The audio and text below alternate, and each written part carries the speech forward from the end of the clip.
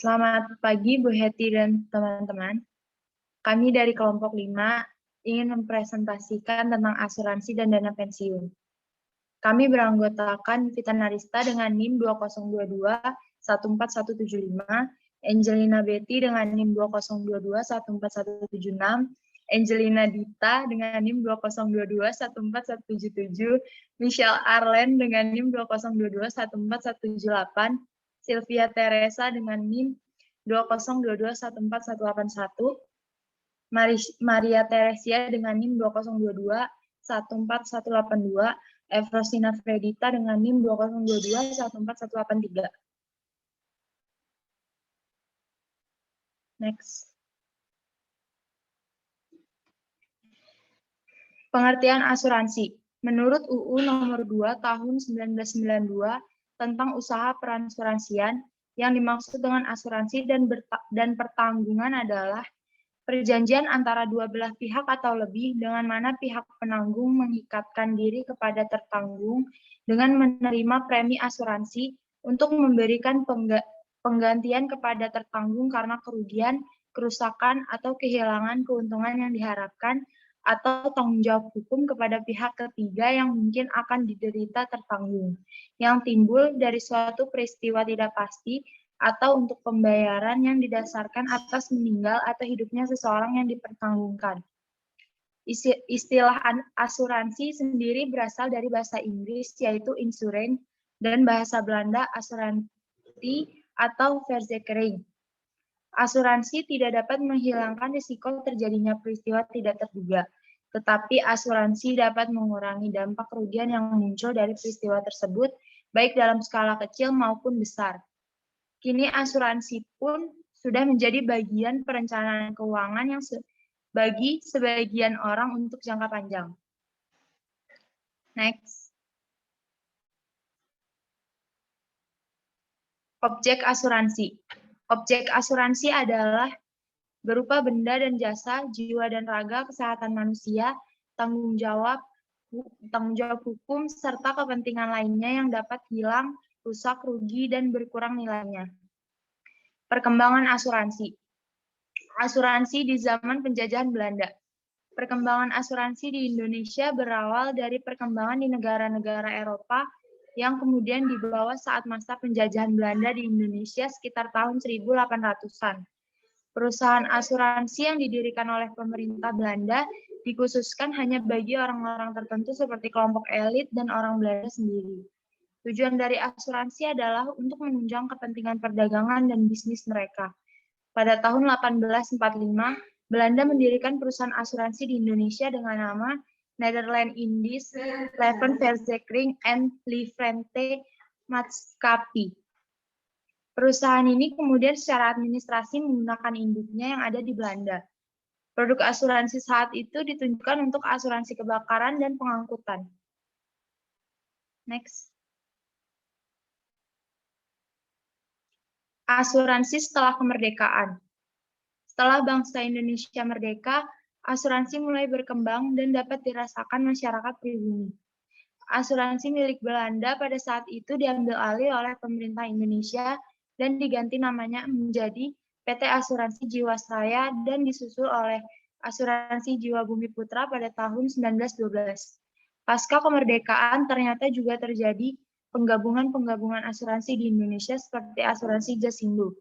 Demi kesejahteraan rakyat Indonesia, maka pemerintah Indonesia membuat perusahaan-perusahaan asuransi baru seperti Asuransi Jasara Harja, Fokus, Resiko Laka Lantas, Perum Taspen, Asuransi dan Tabungan Pegawai Negeri, Perum Asabri untuk Akabri, dan Jam Sostek untuk tenaga kerja perusahaan swasta. Asuransi modern. Berkembangnya asuransi saat ini didukung oleh teknologi digital yang maju, sehingga banyak perusahaan asuransi yang berfokus ke produk asuransi digital. Salah satunya adalah Superiu yang merupakan bagian dari PT Asuransi Jiwa Swiss Life. Di Superiu, kamu bisa membeli asuransi secara online dengan premi terjangkau mulai dari 30 ribuan per bulan, tergantung apa jenis asuransi yang kamu pilih. Ada asuransi jiwa, kesehatan, penyakit kritis, dan asuransi kecelakaan.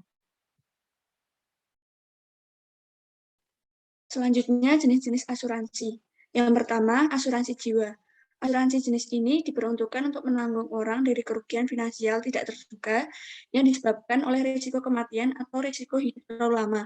Sejumlah uang ini akan diterima oleh ahli waris kita dengan manfaat keluarga tercinta dapat melanjutkan hidup dan mengejar mimpi meski kita sudah tak ada lagi bersama mereka.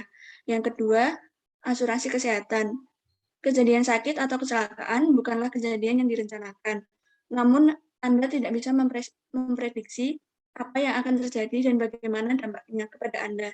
Asuransi kesehatan merupakan produk asuransi yang menangani masalah kesehatan tertanggung karena suatu penyakit, serta menanggung biaya proses perawatan.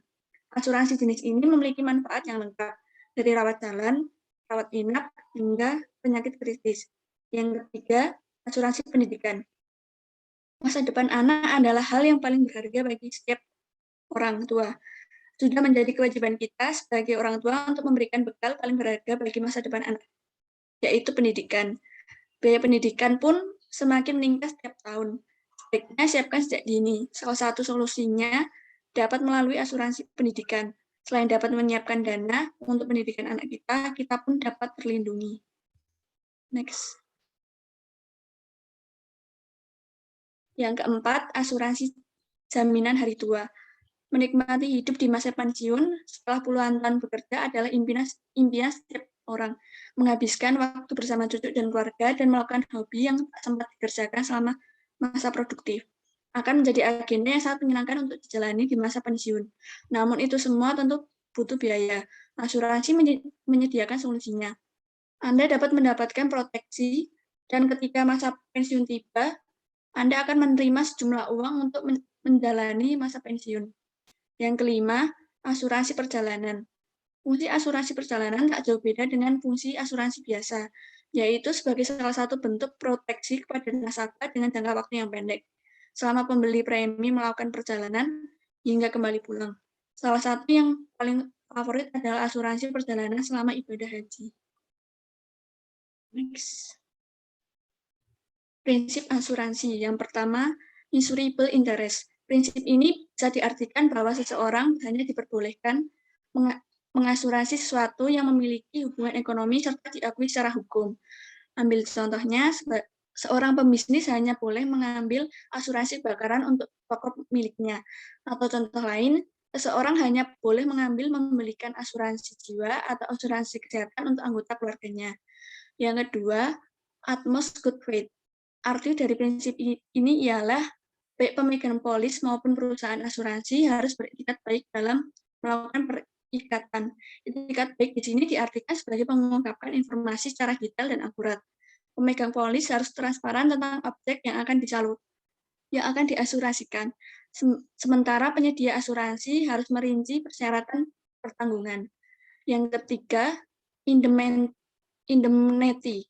Prinsip ini menegaskan manfaat asuransi bagi pemegang polis. Jadi, asuransi berfungsi mengembalikan posisi keuangan nasabah jika terjadi suatu risiko ke posisi sebelum terjadi risiko. Contohnya, fungsi asuransi kesehatan ialah mengembalikan posisi keuangan si tertanggung sebelum sakit. Jadi, jika si tertanggung keluar uang 1 juta karena sakit, maka asuransi kesehatan berfungsi mengembalikan 1 juta rupiah tersebut. Dengan begitu, tujuan memperoleh keuntungan dari asuransi adalah anggapan yang keliru. Next. Yang keempat, subrogation. Prinsip ini berarti perusahaan asuransi sebagai penanggung risiko, mengambil posisi tertanggung dalam menuntut ganti rugi jika terjadi risiko. Prinsip ini contohnya berlaku pada asuransi umum. Misalkan ada seseorang bernama Agus, pemegang polis asuransi kendaraan, terlibat kecelakaan dengan mobil bodi. Maka ketika Agus mengajukan klaim pengganti kerugian atas kecelakaan itu ke perusahaan asuransi yang menanggungnya, maka ia tidak lagi memiliki hak untuk menagih ganti rugi dari bodi. Dalam hal ini, perusahaan asuransilah yang bertugas menanggung kerugian Agus, kemudian menagih ganti rugi tersebut kepada bodi. Yang kelima, contribution. Prinsip ini berlaku untuk satu objek yang diasuransikan lebih dari satu perusahaan asuransi. Praktik ini biasanya terjadi di asuransi umum dan nilai pertanggungan yang diasuransikan sangat besar. Patut dicatat Kendati adalah dua penanggung yang terlibat. Prinsip indemnity yang menyatakan bahwa total ganti rugi tidak boleh lebih dari nilai kerugian tetap berlaku. Lalu bagaimana pembagian pertanggungan di antara perusahaan asuransi? Pembayaran ganti rugi dari setiap penanggung bisa dibagi berdasarkan yang pertama, proporsional, yang berarti setiap penanggung akan bertanggung jawab secara pro-rata sesuai dengan bagian masing-masing. Yang kedua, non-proporsional, yang berarti masing-masing penanggung memiliki kewajiban masing-masing. Yang keenam, ada promise made cost. Prinsip ini akan menjadi rujukan perusahaan asuransi dalam menentukan kondisi yang menjadi penyebab utama terjadi risikonya, serta syarat pencarian manfaat. Prinsip ini bertujuan untuk mengurangi terjadinya perselisihan akibat salah tafsir mengenai risiko. Atas dasar prinsip ini, polis pada umumnya memuat risiko yang dijamin dan dikecualikan secara mendetail.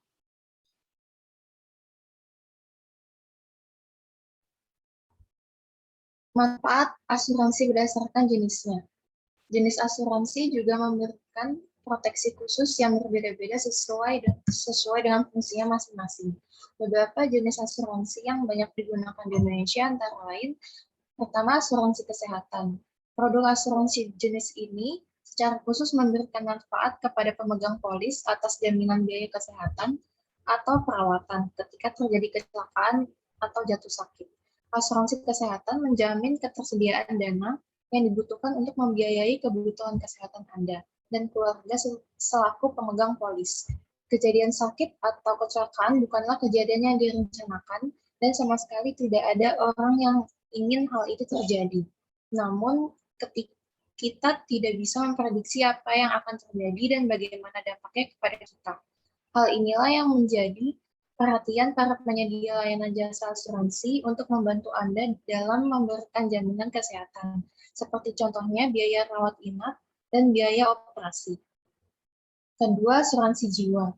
Asuransi ini diperuntukkan bagi orang yang menanggung kerugian finansial tidak terduga yang disebabkan oleh risiko kematian atau risiko hidup terlalu lama. Penggunaan asuransi jiwa akan memberikan manfaat kepada masyarakat pemegang polis untuk mengganti program JPS, Jaringan Pengaman Sosial pemerintah, karena turut membantu menjaga stabilitas masyarakat dan menjadi salah satu sumber keuangan bisnis ini. Bisnis ini juga memberikan manfaat dengan membuka lowongan pekerjaan.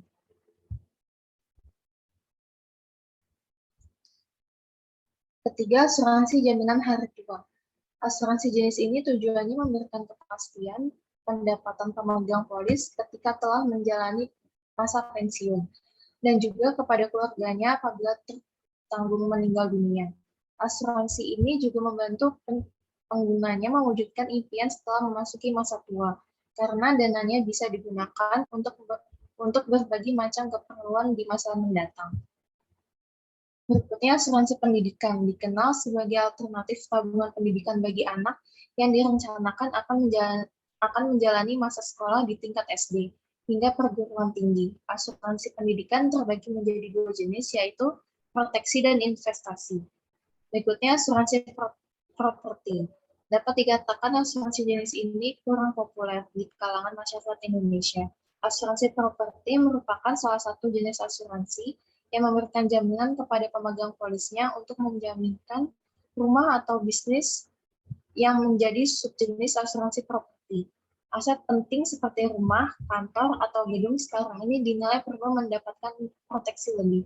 Dengan mendaftarkan asuransi untuk aset berharga, maka Anda akan mendapat jaminan dari pihak asuransi bila terjadi musibah yang mengakibatkan rusak atau hilangnya aset berharga tersebut. Ganti rugi yang dialami bila terdaftar menjadi pemegang polis akan ditutup oleh pihak asuransi. Berikutnya yaitu asuransi perjalanan. Merupakan jenis asuransi yang memberikan jaminan perlindungan kepada para pemegang polis ketika sedang dalam perjalanan seperti perlindungan biaya medis, kehilangan barang bagasi, kehilangan dokumen perjalanan, dan lain-lain. Yang terakhir yaitu asuransi kendaraan bermotor. Salah satu jenis asuransi yang memberikan jaminan perlindungan dari kerugian atau kerusakan kendaraan bermotor bagi para pemegang polis. Kerugian atau kerusakan yang ditanggung oleh pihak penyedia jasa asuransi kendaraan bermotor antara lain yaitu kecelakaan lalu lintas seperti benturan, tabrakan, hingga terperosok. Kedua, perbuatan jahat dari orang lain, pencurian, dan kebakaran. Manfaat asuransi secara umum. Pertama, memberikan rasa aman dan perlindungan. Dengan memiliki polis asuransi, tertanggung akan terhindar dari kemungkinan timbul risiko kerugian di kemudian hari dan menjadi tenang jiwanya karena objek yang diasuransikan dijamin oleh penanggung. Kedua, pendistribusian biaya dan manfaat yang lebih adil. Pendistribusian biaya dan manfaat yang lebih adil artinya semakin besar kemungkinan terjadinya risiko kerugian timbul, semakin besar pula premi tanggungnya. Ketiga, memberi kepastian. Merupakan manfaat utama asuransi karena pada dasarnya asuransi berusaha untuk mengurangi konsekuensi yang tidak pasti dari suatu keadaan yang merugikan yang diperkirakan sebelumnya sehingga biaya atau akibat finansial dari kerugian tersebut menjadi pasti atau relatif pasti. Yang keempat, sarana menabung. Uang yang diasuransikan memiliki nilai tunai yang dapat diambil ini untuk asuransi jenis tertentu, seperti whole life atau endowment. Bahkan ada produk asuransi yang sengaja digabungkan dengan investasi, yaitu unit link. Polis, premi, dan penggolongan asuransi. Terdapat beberapa istilah asuransi yang bakal kerap didengar bila Anda berniat mengenal dunia asuransi lebih jauh. Yang pertama, premi asuransi. Premi asuransi adalah ditetapkan oleh perusahaan asuransi atau reasuransi untuk dibayarkan. Besarannya sesuai dengan perjanjian asuransi atau reasuransi atau berdasarkan dengan undang-undang atau berdasarkan dengan undang-undang. Nantinya, pihak pemegang polis atau pihak tertanggung akan membayarkan premi tersebut dengan tujuan mendapatkan manfaat asuransi. Yang kedua, polis asuransi. Polis asuransi adalah surat kontrak atau perjanjian sebagai bukti pengalihan risiko dari tertanggung kepada penanggung. Karena itulah, nasabah perusahaan asuransi atau tertanggung kerap kali disebut sebagai pemegang polis. Yang ketiga, klaim asuransi. Klaim asuransi adalah kewajiban penanggung untuk membayar ganti rugi jika tertanggung atau nasabah asuransi mengalami resiko kerugian yang dijamin dalam polis. Adapun nilai pertanggungan yakni nilai ekonomis tertanggung yang dijamin oleh penanggung.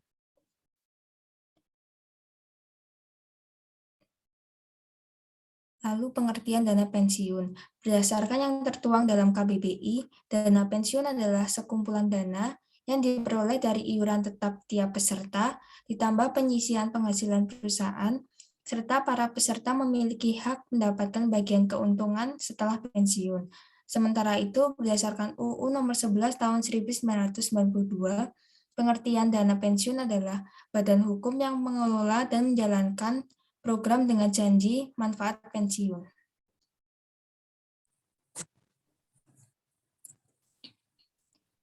Tujuan dan asas dana pensiun. Tujuan dana pensiun yang pertama bagi perusahaan. Kewajiban moral yang di mana perusahaan wajib memberikan rasa aman kepada karyawan terhadap masa yang akan datang, sehingga para pensiunan tidak lagi khawatir terhadap sebuah penghasilan mereka setelah pensiun.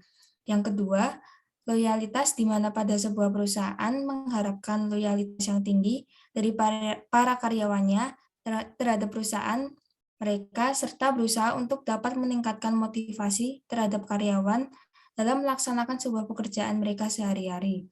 Yang ketiga, kompetisi pasar tenaga kerja, di mana suatu perusahaan akan memiliki daya saing dalam usaha untuk mendapatkan seorang karyawan yang berkualitas dan profesional pada pasaran tenaga kerja.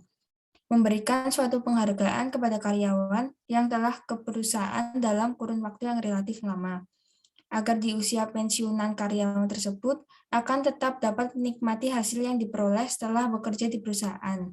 Lalu dapat meningkatkan sebuah citra perusahaan di mata masyarakat dan pemerintah.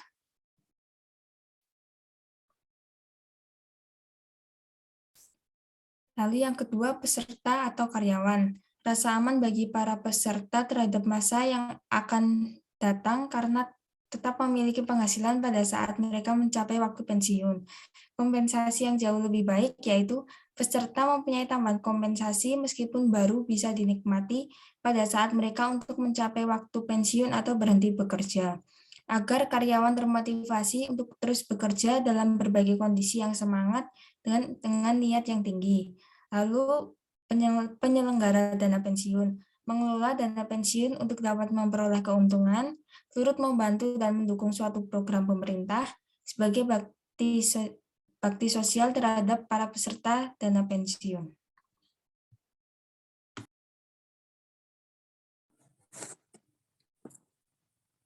Sistem pembayaran pensiun. Yang pertama, program pensiun manfaat pasti. Program ini dapat dikaitkan dengan masa kerja dan besar penghasilan kita untuk dapat menentukan besar uang pensiun. Yang kedua, program pensiun iuran pasti. Pada program pensiun ini terdiri dari money purchase plan, profit sharing plan, and saving plan, di mana besarnya uang pensiun yang didasarkan pada iuran dibayarkan pekerja dan perusahaan atau pemberi kerja. Jenis dana pensiun berdasarkan program. Jenis-jenis dana pensiun. Yang pertama, dana pensiun manfaat pasti. Dana pensiun jenis ini memberikan manfaat pasti kepada pesertanya melalui besaran dana pensiun yang sudah ditentukan di awal. Saat masa bekerja, perusahaan dan karyawan akan membuat perjanjian yang isinya berupa besaran dana pensiun di kemudian hari. Contoh, seorang karyawan dijanjikan akan memperoleh dana pensiun sebesar 80% dari gaji saat bekerja dengan penambahan nilai 110% setiap 4 tahun. Maka saat karyawan tersebut memasuki masa pensiun, perusahaan wajib membayarkan gajinya setiap bulan sesuai jumlah yang telah disepakati. Dana pensiun yang akan diberikan oleh perusahaan berasal dari potongan gaji karyawan saat masih bekerja ditambah dengan dana dari pemberi kerja. Gabungan kedua uang tersebut kemudian dimasukkan ke dalam perusahaan dana pensiun untuk diinvestasikan sehingga jumlahnya berlipat. Nantinya, uang inilah yang akan digunakan untuk membayar pensiun karyawan yang bersangkutan. Yang kedua, dana pensiun iuran pasti. Dana pensiun iuran pasti atau defined contribution plan lebih memberikan keuntungan terhadap perusahaannya. Sebab yang ditetapkan dalam program pensiun ini bukanlah besarnya dana pensiun yang akan diterima, melainkan iuran yang harus dibayarkan karyawan saat masih aktif bekerja. Contoh, selama masa kerja karyawan dan perusahaan sama-sama diharuskan membayar 10% dari gaji pekerja setiap bulannya. Kemudian uang ini akan diinvestasikan oleh perusahaan dana pensiun dan hasil investasi tersebut akan dikembalikan kepada karyawan yang bersangkutan. Oleh karena itu, perusahaan tidak perlu memikirkan ketersediaan dana dalam jumlah besar untuk membayar karyawan yang telah memasuki usia pensiun. Sebaliknya, karyawan bisa dirugikan apabila investasi dana pensiun mengalami kegagalan, sebab uang pensiun yang diterima juga menjadi lebih rendah. Jenis dana pensiun berdasarkan penyelenggara. Yang pertama, dana pensiun pemberi kerja atau DPPK. Dana pensiun jenis DPPK merupakan program pensiun yang dilakukan oleh pemberi kerja atau perusahaan yang nantinya akan diberikan secara langsung kepada karyawan setelah memasuki usia pensiun. Keuntungan yang diperoleh bagi karyawan adalah adanya kepastian bahwa mereka akan mendapatkan jaminan dana setelah pensiun nanti, dan tidak menanggung kerugian akibat investasi. Akan tetapi, jenis dana pensiun DPPK ini belum dilakukan oleh semua perusahaan dan tidak semua karyawan bisa langsung ikut sebagai peserta. Hingga saat ini, baru karyawan yang bekerja di kantor BUMN saja yang bisa mendapatkan dana pensiun DPPK ini, seperti Telkom, Astra, dan Pertamina. Selanjutnya ada dana pensiun lembaga keuangan atau biasa disebut dengan DPLK. Jenis dana pensiun yang kedua yakni dana pensiun lembaga keuangan atau disingkat dengan DPLK. Jenis dana pensiun ini dikelola oleh badan berupa bank dan perusahaan asuransi. Lembaga ataupun badan tersebut nantinya akan mengelola dana pensiun perorangan, baik bagi karyawan maupun para pekerja mandiri. Pengelolaan dana pensiun tersebut dilakukan dengan pemrograman pensiun pasti dan sifatnya sukarela. Siapapun bisa menjadi pesertanya dengan jangka waktu yang telah ditentukan sesuai dengan besaran dana sesuai kesepakatan. Misalnya dari dana pensiun jenis DPLK ini adalah tabungan pensiun yang bisa ditemukan di beberapa bank sebagai penyelenggaranya atau juga bisa dalam bentuk asuransi jiwa jaminan hari tua.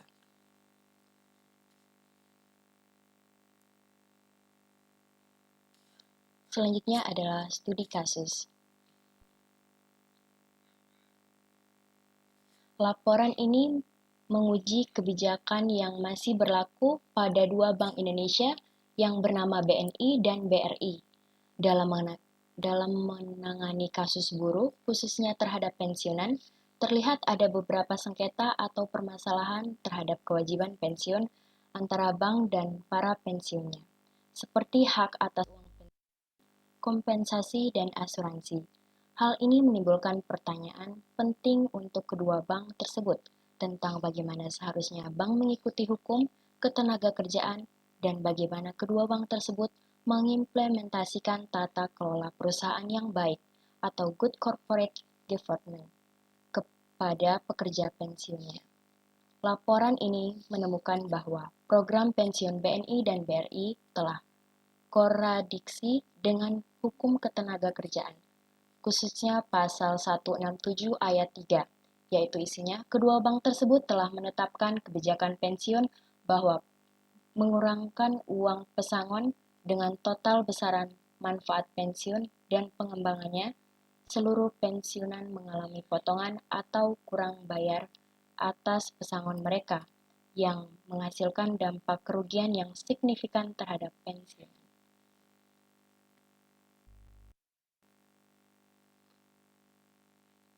Kasus 1 ada Ibu Indriana, yaitu pensiunan normal.